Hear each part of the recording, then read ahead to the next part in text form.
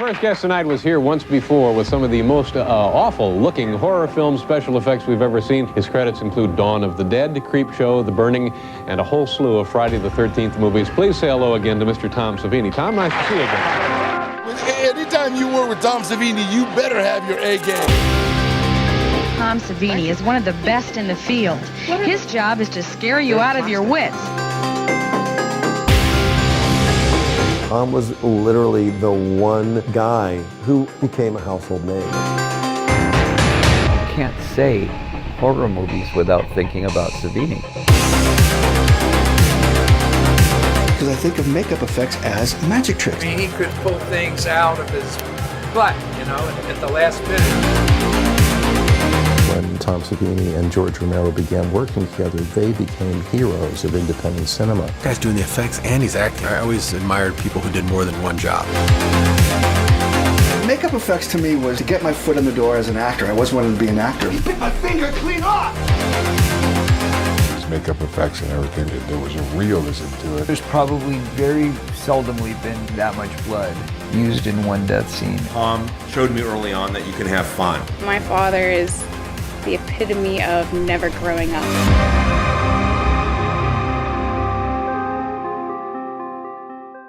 Are we all together? Gentlemen, good afternoon. Jeff in Las Vegas. Hi. How's it going? It's going great. Hey, Jeff. are you going to Days of the Dead in Las Vegas? When is it? The Days of the Dead show? When is it? I thought it was now or this weekend. Is it this weekend? I think so. Okay. Well, if it is here, I'll be there. I've just been so busy. I haven't had time to look outside my office here, but if it's here, yeah, I'm always at those conventions. Tom Savini, I am literally just in front of Hollywood royalty. I'm speechless. And I just thank you so much for joining me today. I've been a lifelong fan of yours. You know, I'm Generation X and you know, you've heard this story from thousands of fans over the decades, but here's my moment to say thank you so much. And it's a true honor to speak to you today. Thank you. I appreciate it. Yeah, and also, you know, Jason, thank you for a wonderful documentary. It's just, I learned so much about this man, actor, director, stuntman, makeup legend, military veteran. I mean, putting this documentary together, I mean, where did you start? What a daunting task. Well, thank you. Hi. So, wow. I mean, yeah, it took a while. It took a lot to cipher through everything. So just trying to figure out what would be the best story and just talking with Tom and just kind of learning everything first and then going from there. So and I have kept so many behind the scenes videos of just about every movie I've worked on, you know, except for Dawn of the Dead. We were too busy making that one to even take any photos. But I had clipping books and like I said, all this behind the scenes video. But he had a clear-cut idea, Jason, about making it very personal, because everybody knows about, you know, what they read in Fango, you know, in my movie career, but they didn't know any personal stuff, and that's what he wanted to concentrate on. Yeah, I came away, Tom, knowing so much about you, so much more respect for you and admiration, and how many similarities, even though I'm Generation X and you're before me, how many similarities we have for movie-going experiences. For example, you know, you had a movie that changed your life, The Man with a Thousand Faces, you know, and I had the similar experience when I saw Close Encounters of the Third Kind, when I was 12. And like you, I always thought movies were real. And when I saw Close Encounters, that was the first time I said to myself, who are these names? You know, what's a director? What's a producer? And it was the first time that got me to want to be a filmmaker and go to film school. So. Well, that's too bad. I'm sorry to hear that, because that magic all of a sudden was gone forever. The magic of, I wish I could see a movie again through the eyes of a 9-year-old child where you do believe everything is real, you know.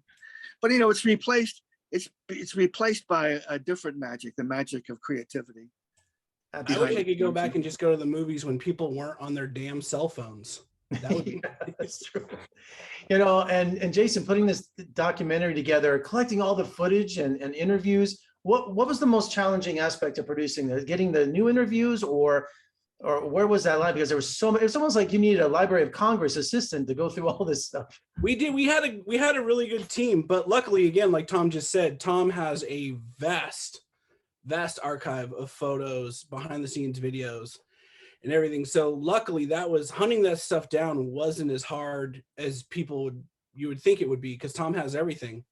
Yeah, but you had a great story on the previous interview, Jason, where he was talking about, if you wanted to get Alice Cooper, Alice Cooper would say, yeah, I'd love to be in this, and he wasn't available for 3 months.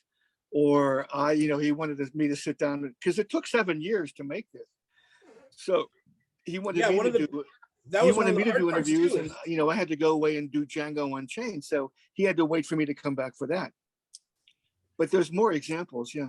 Yeah, but no, again, that was like we were talking earlier today, was one of the things that was really fun about this was every time we'd sit down and do an interview with Tom, it was almost like a therapy session where, like when you meet with a therapist, you don't tell them your deepest, darkest secrets or your insecurities on the first session. You kind of work up to it. And that's kind of how we worked with Tom was, the first interview, we'd kind of talk about just work and puff piece. And, it's like, hey, Tom, what's it like being awesome?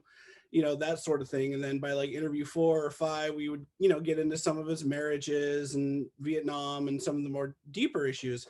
And what was funny was by doing so, we'd sit down with Tom and we'd interview him for, 2 hours, call it a night, pack up everything.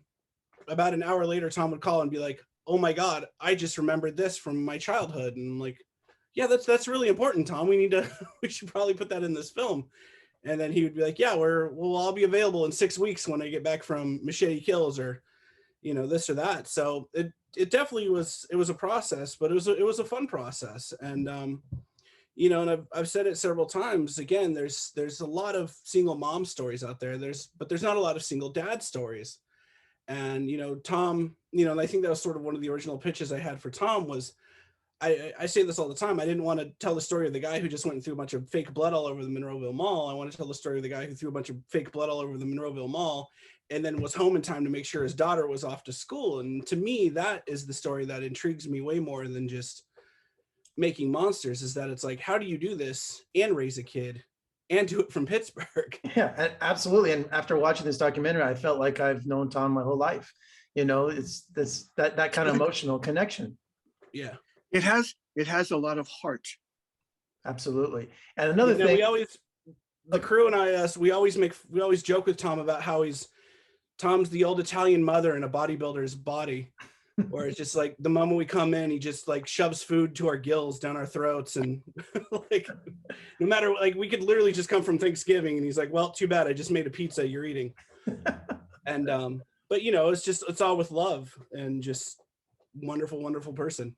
Absolutely. And I guess I scared him off. You did. He's back. Tom, one thing, right. He's always directing. One aspect I love the documentary is that when I was a little boy, Famous Monsters of Filmland was like my Bible. And I mean, I carried issues with me to school. I shared them with my friends, and in the early 70s. And one of my dreams was to get to the Ackerman Mansion, which I never did. Never got to meet Forrest Ackerman. And I was wondering, did you ever get to meet Forrest? And did you get to the mansion? Of course, many times. I mean, one time I was there, he brought out Claude Rains's cape from the Phantom of the Opera and put it on me. We were walking around the basement with all his collectibles, and the Lon Chaney makeup kit was there. And I was fascinated because the London After Midnight teeth were in it. The gutta percha, which is a dental wax.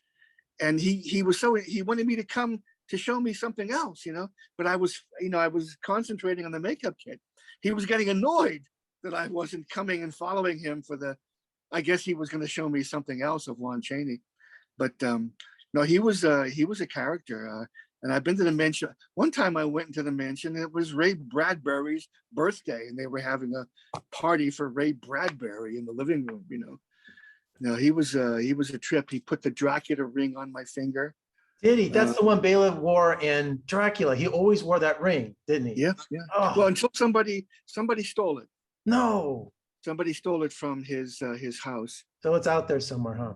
But I think Joe Moe told me he did get it back somehow, but I have a replica of it that I wear at conventions, Dracula's crest ring, That's so cool.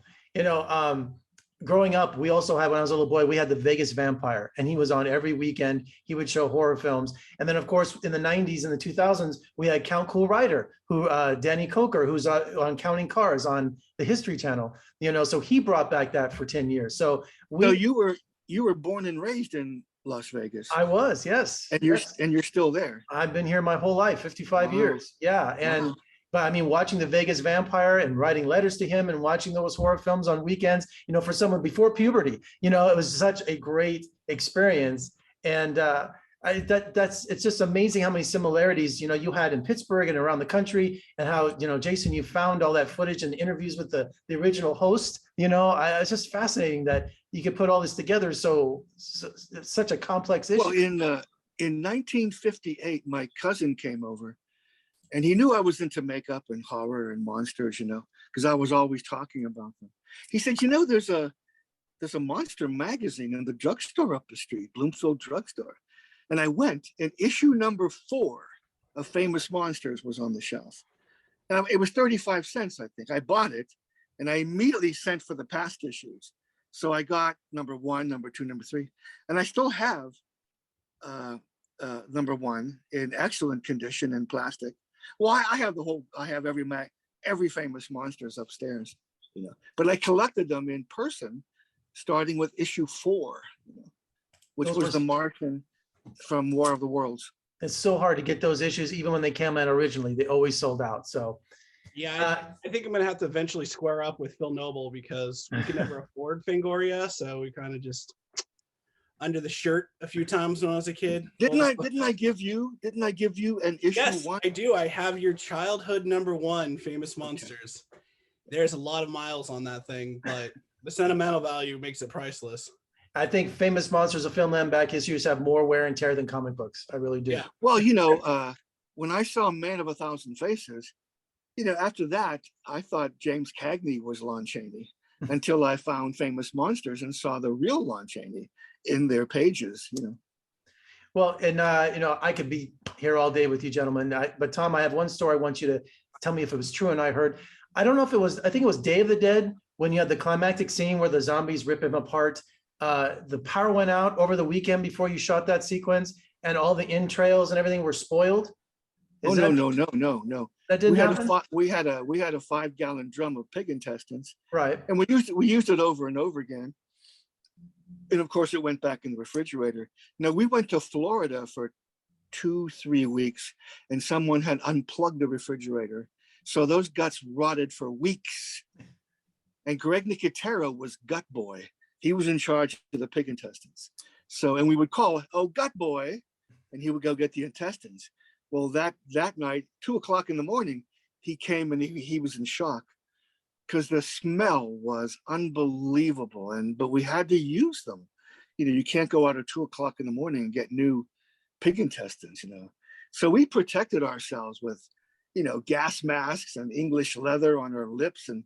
But Joe Pilato, we couldn't protect him because you would see it. So he was trapped in that floor for at least 3 hours, smelling that for hours. He was ready to puke when it was over. Yeah. And the actors had that rotting flesh, right? They had to. Well, they pretended, like Tasso, my friend, he would grab a bunch of it and bring it toward his face and turn his face away, like, so he wasn't getting near his mouth. But he's the one that had wax up his nose, and yeah, he was totally protected, you know. That's amazing. It's one of my favorite stories. Well, Jason, Tom, thank you so much for joining me today. This has been just a total thrill. Wonderful documentary. It's just what an amazing way to kick off October and Halloween. And thank you for joining me. And, you know, Tom, I hope to meet you in person someday at one of the conventions. I love going to all of them. So, well, remind me that we did this if you do. Absolutely. Thank you so much, and best of luck with the documentary. Thank you so much, Thank you kindly.